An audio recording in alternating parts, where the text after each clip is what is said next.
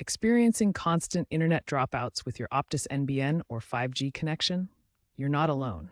Common causes include NBN infrastructure problems, especially with older copper wiring in FTTN setups, 5G signal instability due to interference or congestion, and Wi-Fi interference from other devices or neighboring networks.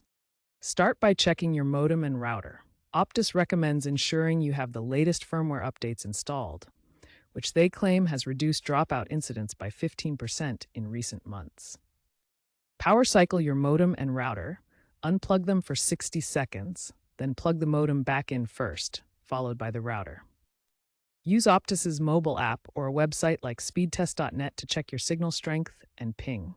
If you're on NBN, an SNR above 20 dB is crucial for stability. For 5G, ensure you have a strong signal, especially during peak hours when congestion can be a problem. Finally, analyze your Wi-Fi channels using a Wi-Fi Analyzer app and switch to a less crowded channel, or consider upgrading to Wi-Fi 6E for less interference.